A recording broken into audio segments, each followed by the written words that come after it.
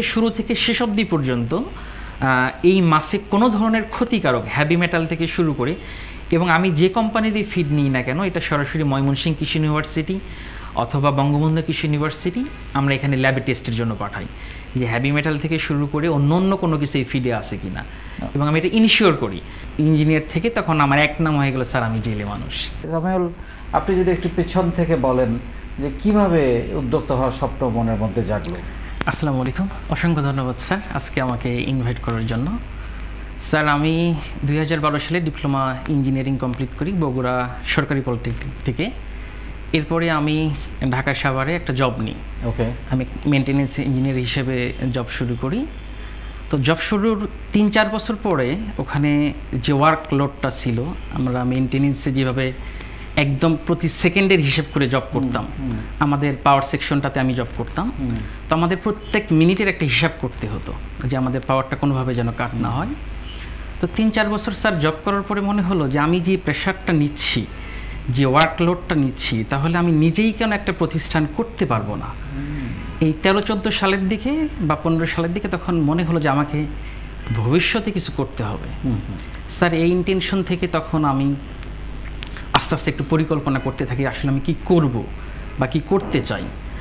প্রান্তিকভাবে আমি বগুড়ার শেরপুর উপজেলা থেকেও আমার 8 কিলো পশ্চিমে বাসা, একদম প্রান্তিক পর্যায়ে গ্রাম বলা চলে। তো তখন মনে হলো যে আমি কোন কাজটা ভালোবাসি বা কোনটা করতে চাই। তো এর মাঝে একটা পরিকল্পনা হচ্ছিল স্যার আমি মাছটাকে একটু পছন্দ করি। আমার বাসার সামনে একটা পুকুর ছিল 11 বিঘা। তো ছোটোবেলা থেকে স্যার মাছের সাথে একটা সখ্যতা ছিল, মানে আমি দরজা খুললেই মাছ দেখতে পারতাম। তো তখন মনে হলো যে গ্রামের মানুষরা কিন্তু স্যার সবচেয়ে অবহেলিত, যারা কৃষি নিয়ে কাজ করে আর ছোটোবেলাতে মাছ নিয়ে কাটছে। তখন মনে হলো যে আমি যদি এই যে আমার ইঞ্জিনিয়ারিং যতটুকু শিক্ষা বা আমার যে কাজের অভিজ্ঞতা, আমি 8 বছর ইঞ্জিনিয়ারিং জব করছি, এইটাকে আমি কৃষিতে আপনার ট্রান্সফার করতে পারি কি না, এরকম স্যার একটা ইন্টেনশন ছিল। 2017-18 সাল তখন মাছ চাষ রিলেটেড বা অ্যাগ্রো রিলেটেড বিভিন্ন ফেসবুক গ্রুপগুলোতে নজর রাখতাম তারা কিভাবে কি কালচার করে। আমরা 2008 সালে ওই পুকুরটা আমার বাবা লিজ নেয়। ওকে, তো তখন মাছ মারার যে স্মৃতিগুলো আমার কাছে মনে হইলো যে মাছ চাষের বিজনেসটা এমন যে এইটা কারোর কাছে বলতে হয় না যে আমি বিক্রি করব, জাস্ট পুকুর পাড় থেকেও মাছ ক্রয় করে নিয়ে যাচ্ছে, চলে যায়, আবার যখন আড়তে নিয়ে যাচ্ছে জাস্ট বসে থাকা, আপনার যারা পাইকার আছে এরাই দাম দর ডেকে নিয়ে যাচ্ছে। এই ইন্টেনশন থেকে 2018 সালের দিকে একটা ফ্রেন্ডের কাছে শেয়ার করতেছিলাম যে আমি উদ্যোক্তা হতে চাই। তো তখন তার স্যার একটা উক্তি ছিল যে উদ্যোক্তা হতে হলে ইকবাল বাহারকে চিনতে হবে। তখন স্যার 2018 সালের অক্টোবর কি নভেম্বর মাস, আমি নভেম্বরের বা শেষের দিকে বা ডিসেম্বর আমি জয়েন হয়ে যাই নিজের বলার মতো গল্প ফাউন্ডেশনে। তখন 4র্থ ব্যাচ রানিং, 4র্থ, 5ম, 6ষ্ঠ ব্যাচ। আমি 4র্থ ব্যাচটা 30-35 দিন কন্টিনিউ করে মনে হলো আমি মাঝখানে ছেড়ে দিলাম, মানে আমি কন্টিনিউ করতে পারতেছিলাম না। 5ম ব্যাচটাও সেম। 6ষ্ঠ ব্যাচটা যখন 90 দিন শেষ করলাম আমি একটা কনফিডেন্স ফিরে পেলাম যে না আমাকে কিছু করতে হবে এবং আমি কিছু পারবো। তো তখন বাসায় শেয়ার করলাম যে আমি কিছু করতে চাই। তো তখন আমি বাসার একমাত্র ছেলে, আমার ভাই বোন কেউ নেই, বাবার সাথে শেয়ার করলাম, সব কিছু বাবার সাথেই শেয়ার করি। তো বললো কী করবা? তো আমি বললাম আমি মাছ চাষ শুরু করতে চাই। তো বললো তুমি শিওর জব করতেছো ঢাকায় মাছ চাষ করবা? আমি বললাম আমি কনফার্ম। তো এদিকে আমি কিন্তু স্যার 4র্থ ব্যাচ থেকে নিজের বলার মতো গল্প আপনার সেশনগুলো আমি দেখে যাচ্ছি আর নিজের যে কনফিডেন্স লেভেলটা এটা স্যার বুস্ট হচ্ছিল। তো এখান থেকে স্যার যখন শুরু করলাম তখন 2019 সালের জুন মাসে আমরা পুকুরটা লিজ নিয়ে নিলাম। ওকে, এখানে আমি তখনও ঢাকায় জব করি, রানিং জব। পুকুরটা লিজ নেওয়ার পরে আমি বাবাকে বললাম যে আমরা পুকুরটা লিজ নিতে চাই, যেহেতু আমার বাসার সামনের পুকুর, এই একটা দিয়েই শুরু করতে চাই, এটা 11 বিঘা পুকুর। তো এরপরে স্যার যেটা হলো চাকরি করব না চাকরি দিব, এই স্লোগানটা স্যার মাথা থেকে বের করতে পারতেছিলাম না। তো মাছ নেওয়ার পরে তখন হচ্ছে একটু অক্সিজেন ডিফিসিয়েন্সি দেখা দিল, পুকুরে অনেক সমস্যা দেখা দিল। তো তখন একটু মাছের সাথে ইনভলভ হওয়া শুরু করলাম যে আমি একটু এখানে সাপোর্ট দিই। এরপরে বাসায় জানালাম যে আমি এখন রিজাইন দিতে চাই। বলতেছে এত দ্রুত রিজাইন দিবা? 8টা বছর একটা জায়গায় জব করছি আমি, 2012 থেকে 19 তখন। বললো এখন রিজাইন দিবা? একটু সময় নাও, আরও 5-6 মাস সময় নেয়, দেখো কেমন হয়। তো তখন স্যার আমি 2020 সালে চাকরি করব না চাকরি দিব, এই স্লোগানটাকে আসলে আমি মাথা থেকেই বের করতে পারতেছিলাম না। ফাইনালি আমি রিজাইন দিয়ে দিই তখন স্যার, দিয়ে আমি একদম গ্রামে চলে যাই ইঞ্জিনিয়ার থেকে। তখন আমার এক নাম হয়ে গেল স্যার আমি জেলে মানুষ। ওকে, মানে আমি মাছ চাষ শুরু করলাম। এরপর থেকে স্যার কন্টিনিউয়াসলি, তখন প্যান্ডামিকের অ্যাটাকটা শুরু হয়নি আমাদের। আমরা তখন কার্প ফ্যাটেনিং করছিলাম 11 বিঘা পুকুরে, জাস্ট শুধু 4,500 পিস মাছ ছাড়ছিলাম। মানে 500 গ্রাম প্লাস মাছগুলো আমাদের প্রায় আলহামদুলিল্লাহ 4.5 কেজি 5 কেজি পর্যন্ত মাছ হয়েছিল প্রতি পিস। প্যান্ডামিকটা আমরা কোনো রকম ওই সময় ফেব্রুয়ারিতে মাছটা সেল করে দিই। এরপরে পুরো একটা প্যান্ডামিক আমরা হচ্ছে তখন কোভিডের, তখন তো বাজারে মাছ বিক্রি করার সুযোগ নাই। তখন স্যার এই যে একদম ফ্রেশার মাছ চাষে আসলাম, একটা সিজন মাছ বিক্রি করার পরই প্যান্ডামিকে পড়ে গেলাম। স্যার আমার মনে পড়ে যে 5 কেজি কাতলা মাছ আমরা 130-140 টাকাও বিক্রি করছি। মানে প্যান্ডামিকে যে লসটা হয়, উদ্যোক্তারা যে ক্ষতিগ্রস্ত হয়, এটা আমি তখন নিজেকে মানে বিশ্বাস করতে পারতেছিলাম না যে জবটাও রিজাইন দিলাম, প্যান্ডামিকটাও শুরু হইল, এই কোভিড সিচুয়েশনে বাইরে মুভ করতে পারি না, পুকুরে তো মাছের মতো মাছ হয়ে যাচ্ছে। তখন স্যার একটা বিজনেস শুরু হইল। আমি তখন পুকুরে অক্সিজেন ডিফিসিয়েন্সি দেখা দেয়, যেটা আমরা বলি অক্সিজেন স্বল্পতা। তখন একটা অ্যারেটরের জন্য, এরেটর যেটা বলে পুকুরে অক্সিজেন লেভেলটা বাড়ানোর জন্য, বিভিন্ন কোম্পানিতে খোঁজ নিই। তো তখন তারা যে প্রাইসটা বলে, আসলে আমার তখন একটা হিউজ অ্যামাউন্টের প্রয়োজন হয়। তো আমি চিন্তা করলাম যে এটা তো আমার দ্বারা সম্ভব না। তখন স্যার ইউটিউবে সার্চ দিলাম যে চায়না বা ভিয়েতনামে আসলে কোন এরেটরগুলো ব্যবহার করা হয়। তখন স্যার আমরা দেখলাম ভেঞ্চুরি এরেটর। তো ভেঞ্চুরি এরেটরটা আসলে আমরা ডিপ্লোমা লাইফে বা জব লাইফে এটা আমরা রিয়েল প্র্যাকটিসটা করি সবসময়, ভেঞ্চুরি ইফেক্টটা। তখন স্যার একটা ভেঞ্চুরি নজেল আমার পুকুরে সেট করি এবং এটার একটা স্যার ভিডিও দিই। এবং এখান থেকে ওই করোনাকালীন সময়ে যেখানে আমার মাছ চাষটা বন্ধ হয়ে গেল, তখনই আমার এই ভেঞ্চুরি এরেটরটা বিক্রি শুরু হয়ে গেল। এবং আমরা স্যার ওই সিজনে 1.5 বছরে প্রায় 30 লাখ টাকা প্লাস সেল করি মাশাআল্লাহ। যেখানে সবাই কোভিডের রুমে বসে, আমি প্রত্যেক দিন বগুড়া আসি স্যার, 35 কিলো রাস্তা। এবং আমার খুব মনে পড়ে তখন আমি স্যার বস্তা কাঁধে করে নিয়েও হাঁটছি রাস্তায়। মানে একটা সিকিউর জব রেখে উদ্যোক্তা হওয়ার যে বাসনা এটা স্যার আমাকে তখন রুমে, মানে কোভিডও কিছু মনে করতাম না তখন, যা হবে এটা আমাকে রুজির জন্য আমাকে বের হতে হবে। কারণ আমার মাছ চাষটা কিন্তু অলরেডি তখন আমি মাছে বাজার কোনোভাবেই গ্রো হচ্ছিল না, পুরো প্যান্ডামিকে আপনার সবাই রুমে বন্ধ। তখন স্যার আমি ভেঞ্চুরির একটা সেল করি, যেখানে স্যার আমার 1 টাকা ইনভেস্ট না, আমি জাস্ট একটা আইডিয়া জেনারেট করছিলাম যে আমি এখান থেকে একটা আপনার টেকনিক্যাল যে ডাটাগুলো, ইফিসিয়েন্সির এবং হচ্ছে স্পেসিফিকেশনগুলো আমি শেয়ার করছিলাম যে এটা স্বল্প খরচে আমি বাংলাদেশি, এবং আমি যতটুকু জানি স্যার বাংলাদেশে তখন ওইটা আমার হাতে তৈরি প্রথম। ওকে, এর আগে স্যার এটা বাংলাদেশে কেউ করে নাই। এবং আমি একটা ব্যাপক চাহিদা, মানে শুধু প্যান্ডামিক না হলে আমরা হয়তো 50 লাখ টাকা ক্রস করতাম। মানে অনেক সময় আমরা ডেলিভারি দিতে পারিনি, আপনার সেনাবাহিনী তখন আটকাই দিচ্ছে যে না আপনি কোনোভাবেই বগুড়া শহরে ইন করতে পারবেন, এটা রেড জোন এরিয়াতে পড়ে গেছে।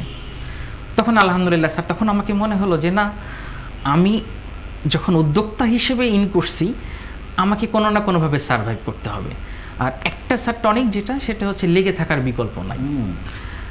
আমার তো মনে পড়ে যে আমি 4th বা 5ম ব্যাচ থেকে শুরু করার পর থেকে এখন অবধি পর্যন্ত আমাদের জেলা চ্যাটিং গ্রুপ চেক করি নাই এমন একটা ডে মনে হয় স্যার আমার নাই।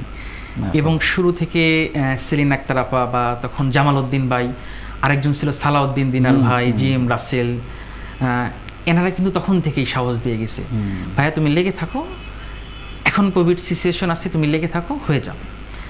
এখানে আমার একটা বড় শক্তির জায়গা ছিল প্রথমত ফ্যামিলি, আমার আব্বা বা আমার আম্মা বা আমার সহধর্মিণী, সে আমার ক্লাসমেট মাশাআল্লাহ। আমি কিন্তু স্যার 2011 সালে বিয়ে করি। ওকে, আমি তখন ডিপ্লোমা 4th সেমিস্টারে, এবং সেও আমার ক্লাসমেট ছিল। আমরা ক্লাস 7 থেকে একসাথে পড়ালেখা করছি মাশাআল্লাহ। তো সব মিলে তারা আমাকে একটা সাপোর্ট দিছে। ওকে, কিন্তু স্যার উদ্যোক্তাদের পিছনে একটা হচ্ছে যেটা সবচেয়ে সমস্যা থাকে, সেটা আত্মীয় স্বজন বলেন, গ্রাম বলেন, আপা যেটা শেয়ার করতেছিল, এই যে ইঞ্জিনিয়ারিং জব ছেড়ে আমি জেলে হয়ে গেলাম, মানে আপনার সব কষ্টগুলো নেওয়া যায়, কিন্তু এই যে আপনার লাঞ্ছনা বঞ্চনাগুলো, এটা স্যার ফ্যামিলি সাফার, অনেকেই কথা শুনছে, আমি নিজেও শুনছি, বাট আমি একটা জিনিস যে লেগে থাকতে হবে আমাকে, দ্যাটস ইট, এর বাইরে আমার কোনো কথা নেই। এবং তাদের কথা এখন বদলে গেছে। এখন স্যার তাদের বাসায় বড় বড় মাছ পাঠালে তারা খুব খুশি হয়। সো আপনার মানে একটা জিনিস আমার খুব ভালো লেগেছে যে আপনি মাছের চাষ করতে গিয়ে যে মেশিনটা আপনি আনলেন অক্সিজেন ডেফিসিয়েন্সির জন্য, সেটার ভিডিও বা সেটার বর্ণনা করতে গিয়ে আপনার আরেকটা বিজনেস উইন্ডো ওপেন হয়ে গেল। জি স্যার। এইটাই আসলে নিয়ম, মানে আপনাকে জানাতে হবে যে আপনি কি করছেন।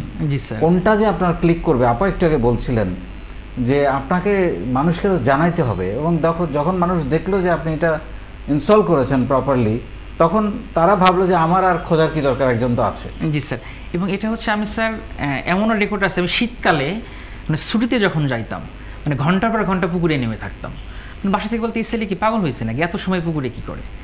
এবং এটার পাশাপাশি তখন স্যার মনে হলো যে আমার তো ফিডের প্রয়োজন, কারণ আমার 11 বিঘা পুকুরে, তখন পুকুরটা আরও আরেকটা এক্সটেন্ড করলাম, সেটাও 10 বিঘা একটা পুকুর। তখন স্যার আমি ফিডের এজেন্সি বিজনেসটা রান করলাম। তো এখন কত মাছ বিক্রি করেন মাসে? এখন স্যার আমরা তো মাসে না, আমাদের একটা ক্রপ চলে 4 মাস বা 5 মাস। আমরা গত সিজনে এক ক্রপে প্রায় 20 টন মাছ হারভেস্ট করছি, এবং এটা সারা ঢাকা শহরে যাত্রাবাড়ি, বাড্ডা, কালিয়াকৈর, ফুলবাড়িয়া, নয়ারহাট, ওইদিকে ফরিদপুর, ভাঙ্গা। এবং আরেকটা বিষয় হচ্ছে স্যার, আপনাদের কি মাছগুলো ডেলিভারি করে এখানে নিয়ে আসতে হয় না ওরাই খোঁজ করে? আমরা হচ্ছে স্যার 2টা সিস্টেমে বিক্রি করি। যখন ক্যাটফিশটা আমরা পুকুরে অনেক সময় সেল করে থাকি, আমি একটু বিকল্পভাবে একটা রিস্ক নিয়ে যে আমি সরাসরি আড়তে নিয়ে যাব। ওকে, আমি আমার মতো করে সিস্টেম করে 5-6টা গাড়ি পার ডে 4 টন 5 টন মাছ আমি বিভিন্ন জায়গায় পাঠানো শুরু করলাম। রিস্ক নিলাম, যে আমি একটু রিস্ক নিই, রিস্ক নিতেই তো পছন্দ করি। আমি একটু রিস্ক নিই, একটু সবাই যেখানে এক জায়গায় কাজ করতেছে আমি একটু স্রোতের বিপরীতে, দামটাও ভালো পাওয়া যায়, এবং একটা নেটওয়ার্ক বুস্টিং হইলো যে আসলে কেমন কি হচ্ছে, কোথায় কি রেটটা হচ্ছে। এটা আবার ইন্ডিয়াতেও আপনার এক্সপোর্ট হয়, এবং মিডল ইস্টের বিভিন্ন কান্ট্রিতে, সেখানেও আমরা স্যার একটা নেটওয়ার্ক এস্টাবলিশ করার চেষ্টা করে যাচ্ছি, যেন সরাসরি খামার থেকে আমরা বাইরে এক্সপোর্ট করতে পারি। মাছের ব্যাপারে এখন যে একটা অভিযোগ পাওয়া যায়, মাছ আর আগের মতো স্বাদ নাই, আপনার মাছ কি সুস্বাদু? আচ্ছা স্যার, এটা হচ্ছে শুরু থেকে আমার একটা ছিল যে গুড ফুড গুড মুড, আমাকে নিরাপদ ফার্মিংয়ে যেতে হবে। আমি স্যার পুরোপুরি প্রোবায়োটিক বেস কালচার, এবং স্যার একটা সময় একটু পাগলামিও করছি, যেটা বলা চলে, খিচুড়ি রান্না করেও মাছকে খাওয়াইছি। আমরা পুকুরে পর্যাপ্ত পরিমাণ প্লাঙ্কটন গ্রো করি, সেটা ফাইটো প্লাঙ্কটন, জু প্লাঙ্কটন, এটা আমরা বাইরে থেকে সাপ্লিমেন্ট প্রোবায়োটিক বেসটা যেটা করি। এখন বিভিন্ন ইউনিভার্সিটি থেকেও আপনার হচ্ছে সাপোর্ট পাই না, তার মানে এটা তো আমরা সবাই জানি যে আপনি যখন লো কোয়ালিটির ফিড দিবেন বা খুব রাসায়নিক ফিড দিবেন, যেগুলো মাছকে হয়তো বড় করে দ্রুত, কিন্তু স্বাদহীন করে ফেলে। হ্যাঁ, সো সেইটাতে গেলে আপনি হয়তো একবার বিক্রি করতে পারবেন। একটু আগে আমি আপাকে জিজ্ঞেস করছিলাম যেটা, যে বারবার বিক্রি করা একই কাস্টমারের কাছে। এটা হচ্ছে যে আমাদের মাছের যে টেস্টটা, এটা শুরু থেকে আমি যেটা লাস্ট কবে আমার পুকুরে অ্যান্টিবায়োটিক ইউজ হয়েছে, কবে রাসায়নিক সার ইউজ হয়েছে, সেটা আমি নিজেও বলতে পারবো না হয়তো, কারণ আমি এটা করি না। সরাসরি আমরা হচ্ছে ফাইটোপ্লাঙ্কটন থেকে শুরু করে জু প্লাঙ্কটন এবং যত ধরনের প্রোবায়োটিক্সগুলো আছে পুকুরের জন্য প্রয়োজনীয় ন্যাচারাল হার্বস। সিলভার কাপ মাছ যেটা খায় না ঢাকাবাসী, আমার রেকর্ড আছে, আমি ফুলবাড়িয়াতে পরপর 3 দিন মাছ যখন নিয়ে আসলাম। মাছ করেন আপনি? আমরা স্যার কার্প এবং ক্যাটফিশ, কার্প জাতীয় মাছের মধ্যে সিলভার, বিগহেড, রুই, কাতলা, মৃগেল, মিরর কাপ, আর ক্যাটফিশের মধ্যে পাবদা, দেশি ট্যাংরা, দেশি মাগুর যেটা আছে। আমরা সব ধরনের মাছই করি, আমাদের 5টা পুকুর আছে, আমরা ছোটোবেলা থেকে নার্সিং করি। এখানে আরেকটা বিষয় স্যার, অ্যান্টিবায়োটিক রেজিস্ট্যান্স নিয়ে আমি খুব সতর্ক মুভ করি। আমরা রেণুটা নিজে উৎপাদন করি, এই রেণুকে কালচার করে আবার কালচার পুকুরে সেটা আমরা শিফট করি, এবং সেটা আমরা একদম 1 দিন বয়সী রেণু থেকে কালচার করি, এবং পুরোটা স্যার আমি তত্ত্বাবধান করি।